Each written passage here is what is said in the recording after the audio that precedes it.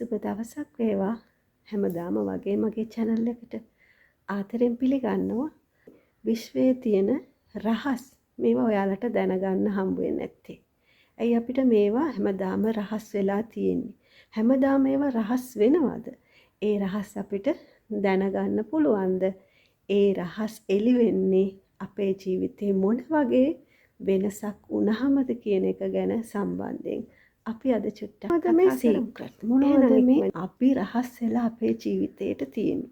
ඇයි සමහර දේවල් අපිට කොහෙත්ම දැනගන්නට නොහැකි වෙන්නේ? මෙන්න මේ කාරණාව කතා කරමු. ඔබ මෙන්න මෙහෙම හිතන්න, සමහර දේවල් තියෙනවා අපේ ජීවිතේට ඉස්සරහට දිගෑරෙන්න තියෙන. ඔබ දන්නවා බුදුන් වහන්සේ කවදාවත් ශාස්ත්‍ර කිව්වේ නැහැ. ඔයාට මෙහෙම වෙයි, ඔයාට අර එහෙම වෙයි. එහෙම දේවල් කවදාවත් කිව්වේ නැහැ. ඒකට හේතුව තමයි බුදු කෙනෙක් දන්නවා අපේ ජීවිතේ මේ එළඹෙන මොහොතේදී කෙනෙක්ට වෙනස් කරගන්න පුළුවන්. අපිට ඒක ඉස්සෙල්ලා දැනගත්තොත් සමහර විට අපි වෙනස් වෙන්න තියෙන තැන අපිට වෙනස් කරගන්න බැරි වෙන්න පුළුවන්. ඒ වගේම අපිට අපේ ජීවිතේ එක්ස්පීරියන්ස් කරගන්න තියෙන දේවල් නිසා ඒවා තුළින් අපි ලබන අවබෝධයේ හිඟකමක් ඇති වෙන්න පුළුවන්. ඒ වගේම තවත් දෙයක් තමයි අපිට ඒ ඉස්සරහට දැනගන්න තියෙන දේ මේ මොහොතේ දැනගත්තම ඒක අපිට දරා ගන්න තියෙන ධාරිතාව මේ මොහොතේ අපි ළඟ නැති නිසා අපේ ජීවිතේට තවත් ලොකු කරදර ප්‍රශ්න ගොඩාක් මතුවෙන්න පුළුවන්. ඉතින් මෙන්න මේ නිසයි සමහර වෙලාවට අපේ ජීවිතේට මෙන්න මේ සමහර දේවල් දැනගන්න නැති වෙන විදිහට රහසක් බවට පත් වෙන්නේ. ඒකට ඔබ රෙඩිද? ඒ ඇත්ත ඔබ ගන්න ඔබ සූදානම්ද? ඔබට හැකියාව තියනවද කියන එක මත තමයි ඒ රහස් මේ යුනිවර්ස් එකේ තියෙන යම් ශක්තියින් බලයන් මේ සියල්ලම ඔබට ලබා දෙන්නේ ඔබ ඒකට සූදානම් නම් විතරමයි.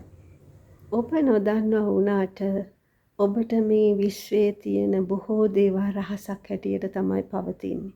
මේ විශ්වයේ ඔබට සමහර දේවල් කොච්චර බලයක් ශක්තියක් තියෙනවද මේ විශ්ව ශක්තියත් එක්ක ඔබ එකතු වුණාම ඔබට මොන තරම් දේවල් මේකේ කරන්න පුළුවන්ද කියන ඒ රහස් ඔක්කොම ඔබට ලොකු දොරටු පාලකින් දාලා වහලා තියෙනවා ඔබ වෙනුවෙන්මයි. මොකද ඔබට එය දරා ගන්නට නොහැකි වෙන නිසා සමහර වෙලාවට මේ යුනිවර්ස් එකේ මා ශක්තියින් ඔබ මොනවා හරි විදිහකින් කවුරු හරි එක දැනගත්ත නිසා ඔබත් කොහොම හරි හඹාගෙන ගිහිල්ලා දැනගත්තහමත් සමහර වෙලාවට ඔබ තුලින් මේ යුනිවර්ස් එකට මහා අසාධාරණයක් සිද්ධ වෙන්න පුළුවන්. මොකද ඔබට ඒක තෑග්ගක් හැටියට ලැබිලා නැහැ.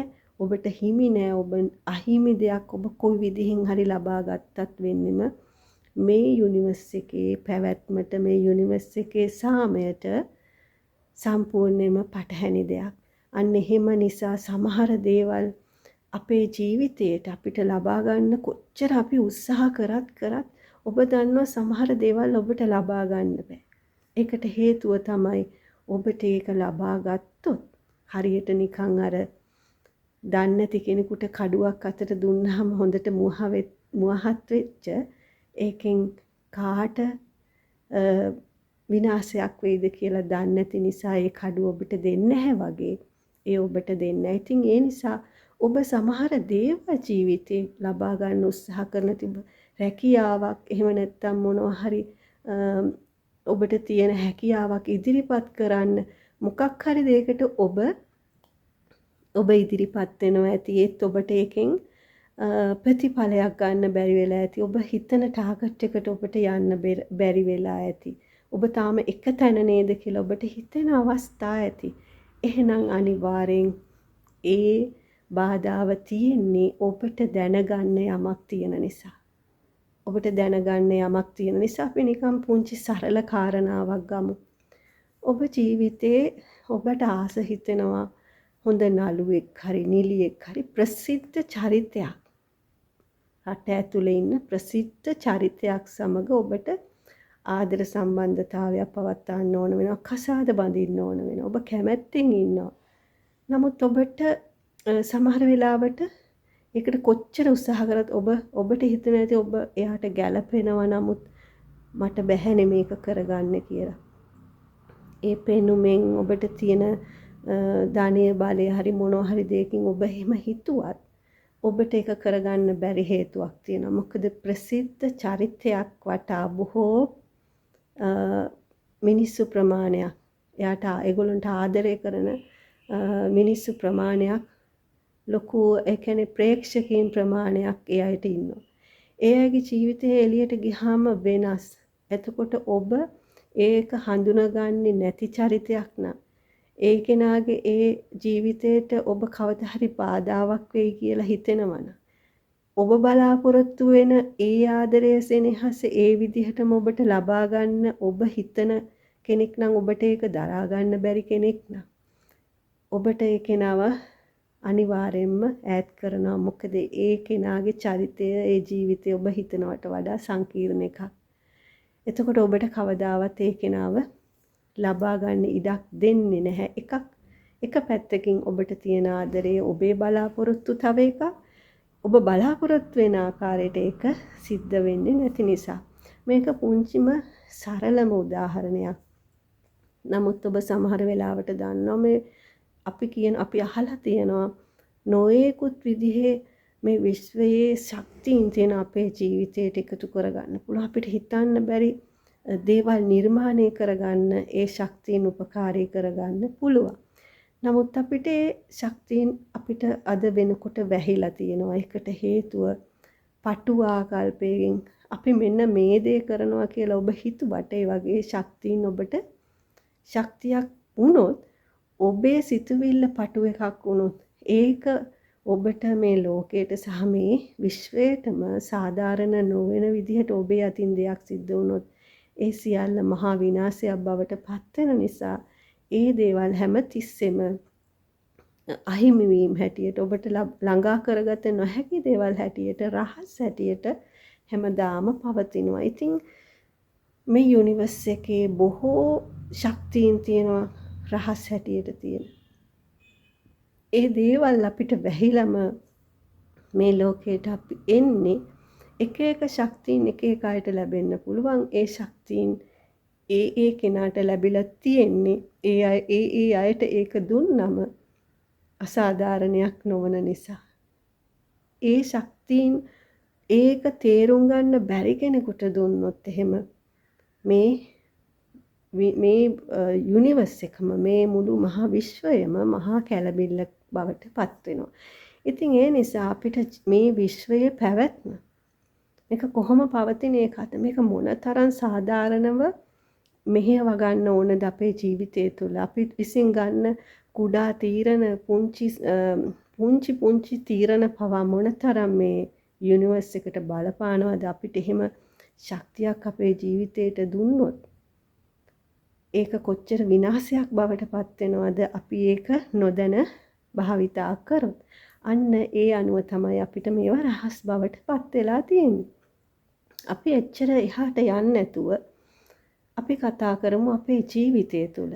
අපේ ජීවිතය තුළදී සමහර වෙලාවට අපි හැමතිස්සෙම රැවටෙනවා නේද? අපිට හිතා ගන්න බැරි විදිහට අපේ ජීවිතය තුළ අපි බඩු බහන්න ගන්න ගියත්, අපි සම්බන්ධතාවයක පැටළුණත්, අපි රැකියාවක් හොයන්න ගියත්, එහෙම නැත්නම් අපේ ජීවිතේ අපිට යාළු මිත්‍රකම් වගේ දේවල් ගොඩනගන්න ගියත් අපේ ජීවිතේ අපි වෙලාවකට හිතන අයියෝ අපිව රැවට්ටුවනේ, අපි රැවටිලානේ කියලා. අපිට ඒක හංගල අපිට කිව්වේ නැහැනේ ඒක. අපි එහෙම කියනවා නේද? හැමෝටම කිව්වට මට ඒක දැනගන්න හම්බුන්නේ නැහනේ. හැමෝම දැනන් හිටියත් මට ඒක දැනගන්න බැරි වුණානේ කියලා. අයි මම මෙච්චර කල් ඒක නොදැන හිටියේ. ඇත්තටම මෙච්චර කල් ඒක ඔබ නොදැන හිටියේ.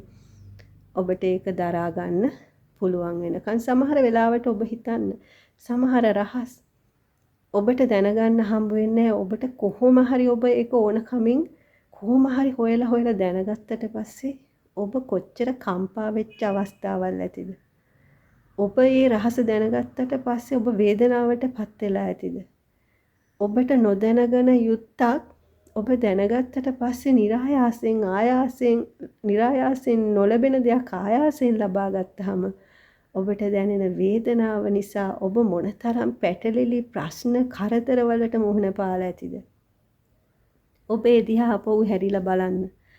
ඒක ඔබ නොදැන හිටියනම් ඔබට ඒ ප්‍රශ්නය උද්ගත වෙන්නේ නැහැ. ඔබගේ ජීවිතයේ මේ දැනට තියෙන ප්‍රශ්න ටිකට ඔබ ගොදුරු වෙන්නේ නැහැ. නමුත් ඔබම තමයි ඒ වහපු දෙයක් ඔබට වැහිලා තිබුණ දෙයක් ඔබ කොහොම හරි හොයාගෙන ගිහිල්ලා ඒක ඔබ ළඟට අරගන්නේ. ඒක ඔබට නොදැනගෙන ඉන්න ඕන නිසායි ඒක රහසක් බවට පත් වෙලා තිබුණා. ඔබ ගොඩක් වෙලාවට එහෙම දේවල් ජීවිතේ ඔබේ එදිනෙදා ජීවිතේ දැකලා ඇති. ඔබට තව යාළුවෙකුට කියපු දෙයක් ඔබට කිව්වේ නැහැ කියලා ඔබ සමහර වෙලාවට ඒක දැනගත්තට පස්සේ ඒක නායක තරහ වෙනවත් ඇති. ඉතින් ඔබ ඒක නොදැනගෙන හිටියනම් ඔබට තරහ වෙන්න වෙන්නෙත් නෑනේ. ඔබ තමයි ඒක හොයාගෙන කොහොම හරි ගිහිල්ලා අර තරහ වෙන තැනට ගේන්නේ.